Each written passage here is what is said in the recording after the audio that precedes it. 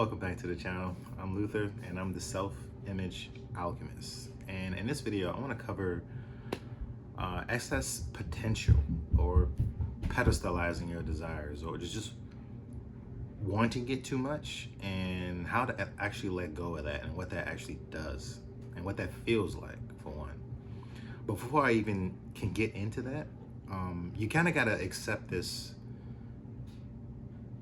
Yeah, you have to accept this one truth, right?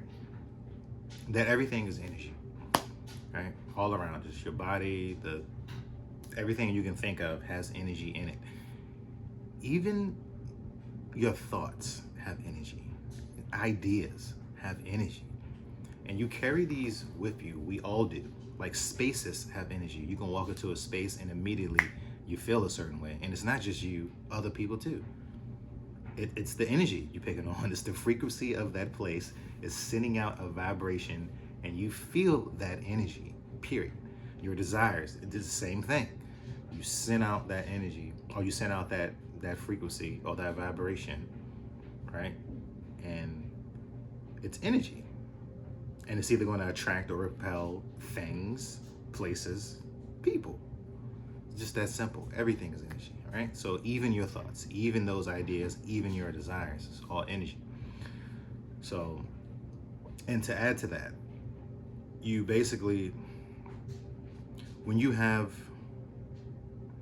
what I mean to say is that, I say that to say this, your desires, be it energies or whatever, are not separate from you. These things are all around you, especially your desires that you think of, that you naturally desire. You carry them with you. They're in this energy field around you 24/7. When you're awake, when you sleep, whether you're conscious of it or unconscious of it, it doesn't matter. It is with you. You aren't separate from it. All you need to do is tap into that energy and embody it and express it. The problem is a lot of you aren't expressing that desire. Like you're expressing the want for it, but not that you have it or that you embody that. I give you a couple of examples. For example, the car that you have right now, right? At one point you desired that car or a car, and you have it, right? You're not desiring that anymore. You're not putting it on a pedestal. You're not yearning for it. Even if you really love that car, you're not yearning to have it because you own it. You may miss it, but missing something is different than never having it, because when you, in your mind, when you're missing it, you're thinking of all the times that you had with it, and then more in the times that you're going to have with it when you see it again, because it's yours. It belongs to you, right? You're not creating obstacles in between, and I get to that in a little later in the video. So you're not designed. It's not on a pedestal. It's yours. I mean, you love it and you idealize it, which is probably isn't the best, but you have it and it's in your possession. It's a very different kind of energy when you don't have it. You know what I mean? Like there's no friction in it, and there's no resistance. And I give you I give you another example. Say it's the same thing with a job. You can apply that to like a job. You're not yearning for a job that you have. You may yearn for a different job and create obstacles or create pathways towards that, but you're not yearning for the job that you currently have. You just, I don't know anyone who does that. Most people freaking hate their job.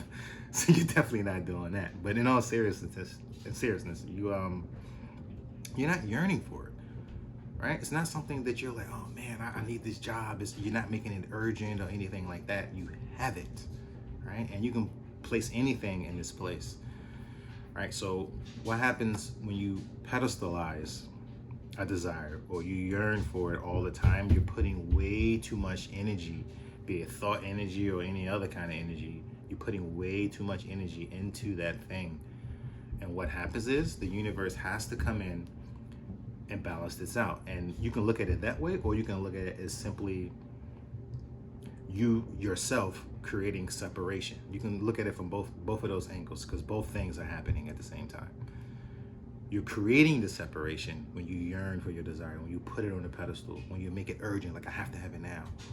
because you're sending out this energy and this vibration. You're emitting this energy because that's the vibration that you're carrying and the vibration that you're in when you pedestalize a desire. You're pushing it away. You're sending out a signal like, oh, I don't have this thing, and you're reaffirming that I don't have this thing, I don't have this thing, I don't have this thing. And that's what happens every time you desire or long and want for something. You ever get like thirsty? And I mean like thirsty. I mean, you like damn near dehydrated, and you're like, oh, I need something to drink, and you're just constantly thinking about it, constantly thinking about it. And the more you think about it, it's like the thirstier you get. It's like your mouth starts to get dry. It starts to bother you. It could be anything. You're creating the separation, unnecessary separation, because you're making it way too important.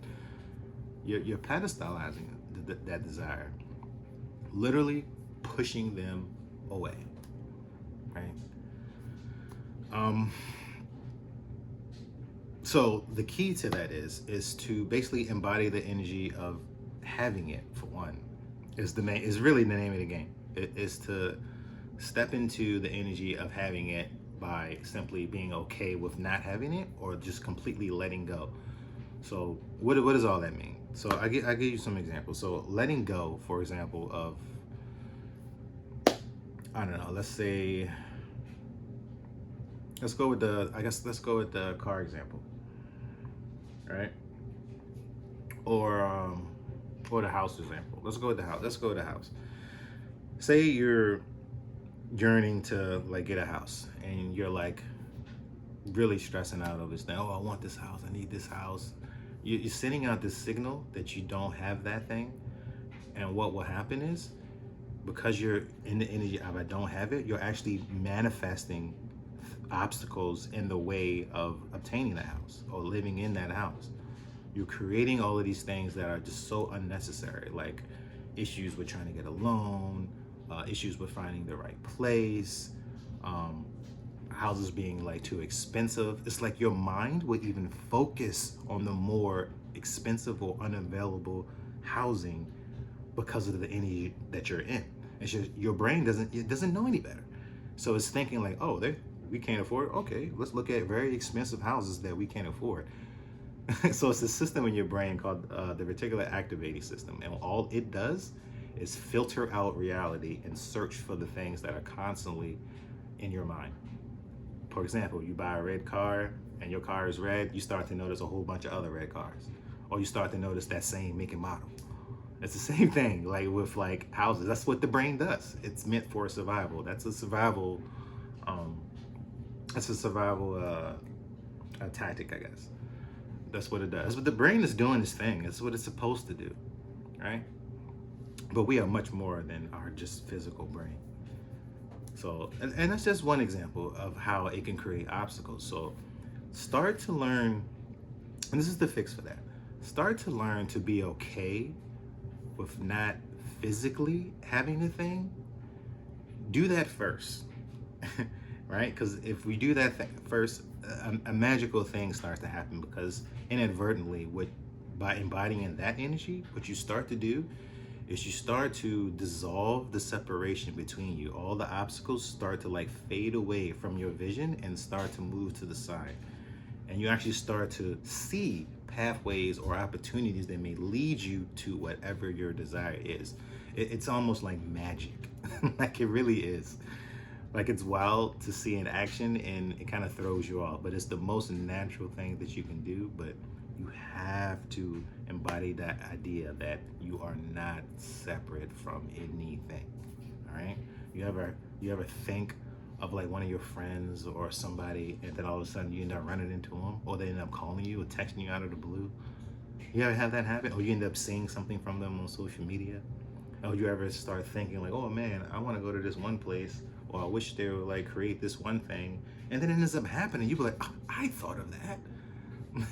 It happens. It's probably happening more and more often in your life, but this is because you aren't separate from anything. These are small micro manifestations of your brain and your subconscious filtering out reality and actually attracting those things to you. It's making you move a certain way. It's making you do certain things to bring whatever thoughts and energy that you're emitting out into the world into into your physical reality. That's exactly what it's doing.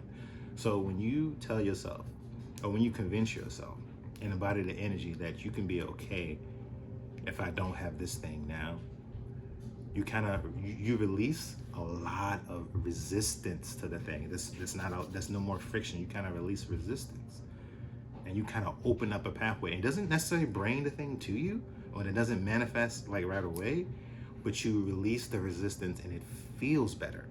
And you open up. What that does is open up a pathway for a bridge of incidents to unfold, to receive that thing. It opens a pathway to receive that thing. Is basically what it does. Another thing you can do.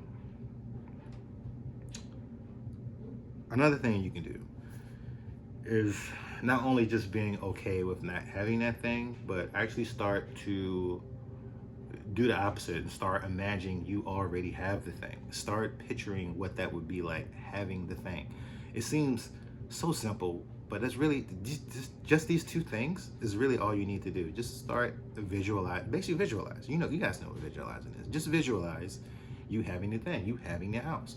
What does it look like? What would you desire in the house? And be realistic, all right? Don't fantasize it, right? Visualize it. That's a very distinct difference. Do not fantasize about it. Visualize it. You can fantasize about it, but don't do them both at the same time. These are totally different things. When you fantasize something, everything is the ideal. There's not necessarily any realism to it. It's just like this fantasy, blissed out thing, and that's fine. You can do that because that helps embody the energy as well. What I want you to do is visualize actually being in the house. Visualize actually where you will put your furniture in that house. And to do that, you need, again, clarity. Like I did in my last video, ask, believe, receive. This is part of asking. Find the clarity of the house it is that you want to be, keeping with this same house example. Get clarity on it. Like, what does it look like? Where is it? Can you find the actual physical house that you want? If so, start visualizing it. Open that pathway to that, right? But you can't do that when you keep telling yourself you can't afford it, or you make it bigger than what it is, or you try to make it urgent because you add a level of urgency. Urgency never helps anyone. Can you manifest things in an urgent manner? You absolutely can. I've done this several times. And the trick, and it's not really a trick to that, is releasing importance, which is it's a very challenging thing to do when you need something to manifest immediately. And maybe I'll do a video on that because I've done it a couple of times. It's kind of tricky, but even for me, but it's doable. And I don't recommend you doing that, honestly, but I think I will create a video on that actually. But you want to just decrease the importance of the thing. It cannot be the most important thing to you. It cannot be not necessarily all you think about, because you can think about it as often as you want. It's the way you think about it. You can't think about it not being in your life or wanting it. Like, man, that would be nice. Like, man, I wish I had that. Or like, man, I wish, I had that. People say that all the time that I used to work with. They were like, oh man, I wish I had this. And it's fun to talk about because that's fantasizing. That's fun. It feels good sometimes. But you got to let that part go. You got to start like visualizing in your own time, actually having anything, because all you wanting does, again, pushing it away, and you don't want to do that. So